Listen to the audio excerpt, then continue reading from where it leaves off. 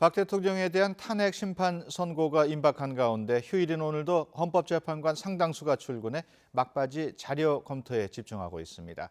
이런 가운데 박 대통령 측 대리인단은 기업들이 자발적으로 돈을 낸 것이라는 의견서를 오늘 헌법재판소에 추가로 제출했습니다. 취재기자 연결합니다. 김소환 기자. 네, 헌법재판소입니다. 네, 헌법재판소 현재 분위기 어떻습니까? 네, 현재 경찰들과 경찰버스 여러 대가 헌법재판소 정문을 비롯해 건물 전체를 에워싸고 있습니다. 출입할 때도 철저하게 신분을 확인하는 등 삼엄한 경비가 펼쳐지고 있는데요. 탄핵 심판을 앞두고 혹시 있을지 모르는 돌발 상황에 대비하고 있는 만큼 평소 조용했던 헌재 앞은 긴장된 분위기가 감돌고 있습니다. 어제는 이정미 헌법재판소장 권한대행 등 절반이 넘는 재판관들이 출근했는데요. 오늘 오전에도 조용호, 김희수, 이진성, 서기석 재판관까지 나와서 업무를 보고 있고 오후에도 다른 재판관들도 나와서 막판 자료 검토에 집중할 것으로 보입니다. 대통령 측이 기업들이 자발적으로 돈을 낸 것이라는 의견서를 추가로 제출했다고요? 네, 지난주 최종 변론이 끝난 뒤에도 대통령 측과 국회 측 대리인 간의 이른바 서면 전쟁은 계속되고 있습니다. 양측이 제출하는 자료는 필수적인 것은 아니지만 선고가 나기 막판까지 재판부를 설득하기 위한 작업으로 풀이됩니다. 오늘 오전 대통령 측은 탄핵 사유 가운데 하나인 미르와 K스포츠재단의 설립과 운영 그리고 돈을 받는 과정이 적법하다는 내용의 의견서를 제출했습니다. 기업들의 재단 출연이 강제에 의한 것이 아니라 자발적이었다는 검찰 진술 등도 담긴 것으로 알려졌는데요.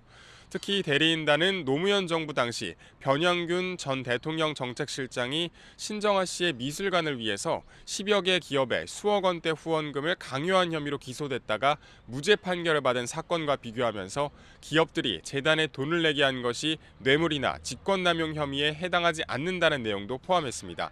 지난 금요일에도 국회 측과 대통령 측은 각각 2건의 서면을 제출했는데 오늘은 현재 대통령 측만 서면을 제출한 것으로 확인됐습니다. 이번 주에 탄핵 심판의 결론이 날 수도 있다는 관측도 나오고 있는데 앞으로 남은 일정 정리해 주시죠.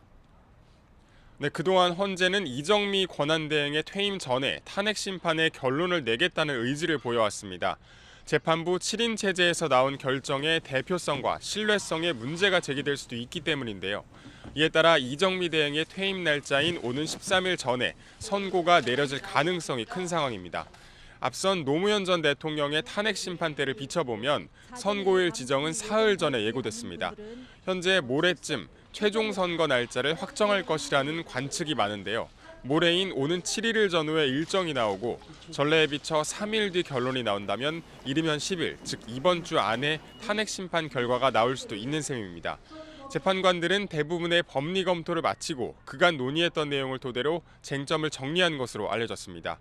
이와 함께 헌법재판소는 이번 탄핵 심판에 온 국민의 관심이 쏠려 있는 만큼 선고 과정을 생중계하는 방안을 검토하고 있습니다.